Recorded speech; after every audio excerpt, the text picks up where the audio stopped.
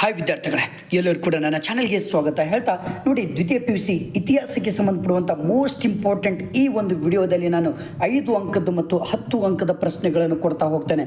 ಯಾರು ಕೂಡ ನೆಗ್ಲೆಕ್ಟ್ ಮಾಡಬೇಡಿ. ಈ 5 ಮತ್ತು 10 ಅಂಕದ ಪ್ರಶ್ನೆಗಳು ಬಿಟ್ಟರೆ ಬೇರೆ ಯಾವುದು ಕೂಡ ನಿಮ್ಮ ಬೋರ್ಡ್ ಪರೀಕ್ಷೆಗೆ ಬರೋದಿಲ್ಲ.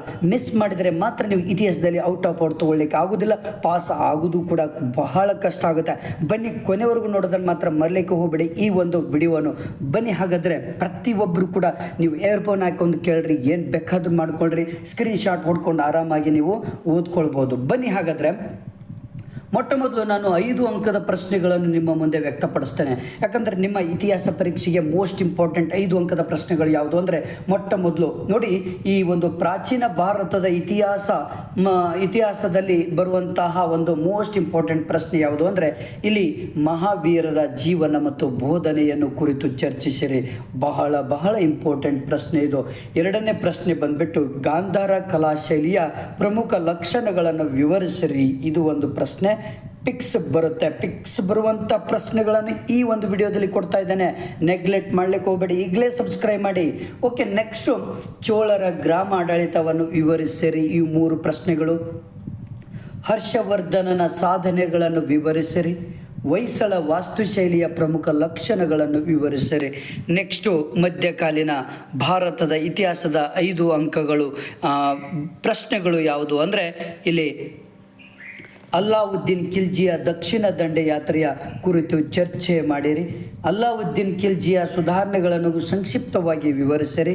ಅಕ್ಬರ್ನ ಧಾರ್ಮಿಕ ರಜಪೂತ್ ನೀತಿಯನ್ನು ವಿವರಿಸಿರಿ. ಶಿವಾಜಿಯ ದಿಗ್ವಿಜಯಗಳನ್ನು ವಿವರಿಸಿರಿ. ತಾಳಿಕೋಟಿ ಕದನದ ಕಾರಣಗಳು ಮತ್ತು ಪರಿಣಾಮಗಳು ಯಾವುವು ವಿವರಿಸಿರಿ. ನೋಡಿ, ಎಷ್ಟೋ ವಿದ್ಯಾರ್ಥಿಗಳಿಗೆ 5 ಮತ್ತು 10 ಅಂಕದ ಪ್ರಶ್ನೆಗಳಿಗೆ ಹೇಗೆ ಉತ್ತರಗಳನ್ನು ನೀಡಬೇಕನ್ನೋದೇ ಗೊತ್ತಿರುವುದಿಲ್ಲ. ಹಾಗಾದರೆ ನೋಡಿ, 5 ಮತ್ತು 10 ಅಂಕಗಳಿಗೆ ಮಿನಿಮಮ್ ನೀವು ಪ್ರತಿಯೊಂದು ಪ್ರಶ್ನೆಗೆ ಪೀಠಿಕೆ ಅಥವಾ ಪ್ರಸ್ತಾವನೆಯನ್ನು ಬರೀಲೇಬೇಕಾಗುತ್ತೆ. ಎರಡನೇ ಸ್ಟೆಪ್ಪು 1 by 1 ಪಾಯಿಂಟ್ಸ್ಗಳನ್ನು ವಿವರಿಸ್ತಾ ಹೋಗಬೇಕು. 3ನೇ ಸ್ಟೆಪ್ ಏನಂದರೆ ಉಪಸಂಹಾರವನ್ನು ಬರೀಬೇಕಾಗುತ್ತೆ. ಈ 3 ಸ್ಟೆಪ್ಗಳನ್ನು ಬರೆಯುವುದರ ಮುಖಾಂತರ ನೀವು 5ಕ್ಕೆ 5, 10ಕ್ಕೆ 10 ಅಂಕಗಳನ್ನು ತೆಗೆದುಕೊಳ್ಬೋದು. ಜೊತೆಗೆ ಇನ್ನೊಂದು ಏನಪ್ಪ ಅಂದರೆ, ಅಲ್ಲಿ ನೀವೆಷ್ಟು ಕೀ ಪಾಯಿಂಟ್ಸ್ಗಳನ್ನು ಬರೀತೀರಿ ಅನ್ನೋದು ಕೂಡ ಇಂಪಾರ್ಟೆಂಟ್ ಇರುತ್ತೆ. ಪಾಯಿಂಟ್ಸ್ಗಳನ್ನೇ ನೀವು ಬರೀದಕ್ಕೆ ಗಮನವನ್ನು ಕೊಡಬೇಕಾಗುತ್ತೆ.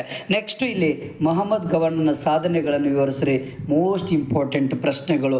ನೆಕ್ಸ್ಟ್ ಈ ಒಂದು ಟಾಪಿಕ್ಕಿಗೆ ಸಂಬಂಧಪಟ್ಟ ಹಾಗೆ ಆಧುನಿಕ ಭಾರತದ ಇತಿಹಾಸಕ್ಕೆ ಸಂಬಂಧಪಟ್ಟ ಹಾಗೆ ಪ್ಲಾಸಿ ಕದನದ ಕಾರಣಗಳು ಮತ್ತು ಪರಿಣಾಮಗಳು ಯಾವುವು ಅಂತ ಕೇಳ್ತಾರೆ. ನೀವು ಕೇಳಿದಾಗ 1 by 1 ಎಕ್ಸ್ಪ್ಲೇನ್ ಮಾಡಬೇಕಾಗುತ್ತೆ. ಬ್ರಿಟಿಷರೊಂದಿಗೆ ಟಿಪ್ಪುವಿನ ಹೋರಾಟವನ್ನು ಚರ್ಚಿಸಿರಿ. ಸೋರಿಕೆ ಸಿದ್ಧಾಂತವನ್ನು ವಿವರಿಸಿರಿ. ಬ್ರಿಟಿಷ್ ಆಡಳಿತವು ಭಾರತೀಯ ಶಿಕ್ಷಣದ ಮೇಲೆ ಬೀರಿದ ಪ್ರಭಾವವನ್ನು ಕುರಿತು ಬರೆಯಿರಿ. ಸ್ವಾಮಿ ವಿವೇಕಾನಂದರ ವ್ಯಕ್ತಿತ್ವವನ್ನು ಚರ್ಚಿಸಿರಿ. ಭಾರತೀಯ ರಾಷ್ಟ್ರೀಯತೆ ಉದಯಕ್ಕೆ ಅಥವಾ ಬೆಳವಣಿಗೆಗೆ ಕಾರಣವಾದ ಪ್ರಮುಖ ಅಂಶಗಳು ಯಾವುವು.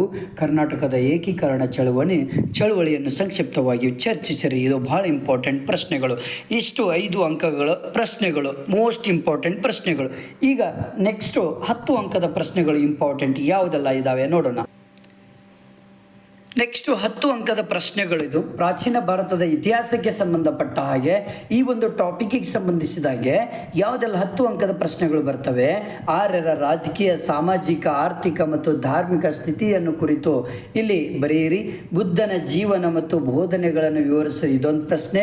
ಅಶೋಕನ ಜೀವನ ಮತ್ತು ಸಾಧನೆಗಳನ್ನು ವಿವರಿಸಿರಿ. ಗುಪ್ತರ ಕಾಲವನ್ನು ಭಾರತ ಇತಿಹಾಸದಲ್ಲಿ ಸುವರ್ಣಯುಗ ಎಂದು ಏಕೆ ಕರೆಯಲಾಗುತ್ತದೆ ಎಂದು ವಿವರಿಸಿರಿ. ಇಮ್ಮಡಿ ಪುಲಿಕೇಶಿ ಸಾಧನೆಗಳನ್ನು ವಿವರಿಸಿರಿ. ರಾಷ್ಟ್ರಕೂಟರ ಸಾಂಸ್ಕೃತಿಕ ಕೊಡುಗೆಗಳನ್ನು ವಿವರಿಸಿರಿ. ಬಹಳ ಇಂಪಾರ್ಟೆಂಟ್ ಪ್ರಶ್ನೆಗಳು ಈ ಒಂದು ಟಾಪಿಕ್ಕಿಗೆ. ನೆಕ್ಸ್ಟ್ ಮಧ್ಯಕಾಲೀನ ಭಾರತ ಇತಿಹಾಸಕ್ಕೆ ಸಂಬಂಧಪಟ್ಟ ಹಾಗೆ ಮೊಟ್ಟ ಮೊದಲನೆಯ ಒಂದು ಪ್ರಶ್ನೆ, ಮೊಹಮ್ಮದ್ ಬಿನ್ ತುಘ್ಲಕನ ಆಡಳಿತದ ಪ್ರಯೋಗಗಳನ್ನು ವಿಮರ್ಶಾತ್ಮಕವಾಗಿ ವಿಶ್ಲೇಷಿಸಿ. ಇದು ಒಂದು ಪ್ರಶ್ನೆ. ಪಿಕ್ಸ್. ಅಕ್ಬರ್ನ ಜೀವನ ಮತ್ತು ಸಾಧನೆಗಳನ್ನು ಸಂಕ್ಷಿಪ್ತವಾಗಿ ವಿವರಿಸಿರಿ. ಇದು ಕೂಡ ಪಿಕ್ಸ್. ವಿಜಯನಗರ ಕಾಲದ ಧರ್ಮ, ಸಾಹಿತ್ಯ, ಕಲೆ ಮತ್ತು ವಾಸ್ತುಶಿಲ್ಪವನ್ನು ವಿವರಿಸಿರಿ. ಈ ಒಂದು ಪ್ರಶ್ನೆಗಳು ಬಹಳ ಇಂಪಾರ್ಟೆಂಟ್. ನೆಕ್ಸ್ಟು ಲಾಸ್ಟ್, ಆಧುನಿಕ ಭಾರತದ ಇತಿಹಾಸದ ಪ್ರಮುಖ 10 ಅಂಕದ ಪ್ರಶ್ನೆಗಳು ಯಾವುದು ಅಂದರೆ, ಭಾರತದ ಮೊದಲ ಸ್ವತಂತ್ರ ಸಂಗ್ರಾಮಕ್ಕೆ ಕಾರಣಗಳನ್ನು ಮತ್ತು ಪರಿಣಾಮಗಳನ್ನು ಪರಿಣಾಮಗಳನ್ನು ವಿವರಿಸಿರಿ. ಸರ್ ಎಂ ವಿಶ್ವೇಶ್ವರಯ್ಯನವರನ್ನು ಆಧುನಿಕ ಮೈಸೂರಿನ ನಿರ್ಮಾತೃ ಎಂದು ಕರೆಯಲಾಗಿದೆ. ವಿಶ್ಲೇಷಿಸಿ. ಭಾರತದ ರಾಷ್ಟ್ರೀಯ ಹೋರಾಟದಲ್ಲಿ ಗಾಂಧೀಜಿಯವರ ಪಾತ್ರವನ್ನು ಚರ್ಚಿಸಿ. ಇಷ್ಟು ಇಂಪಾರ್ಟೆಂಟ್ ಪ್ರಶ್ನೆಗಳು, 10 ಮತ್ತು 5 ಅಂಕಗಳು. ಇಷ್ಟು ಯಾರು ಪರ್ಫೆಕ್ಟಾಗಿ ಮಾಡ್ಕೊಂಡು ಹೋಗ್ತೀರಾ ನೀವು ಆರಾಮಾಗಿ 80 ತೆಗೆದುಕೊಳ್ಬೋದು. 1 marks fill in the blanks, match the following, ಅದು ಕೂಡ ಆಲ್ರೆಡಿ ವಿಡಿಯೋವನ್ನು ಮಾಡಿದ್ದೇನೆ.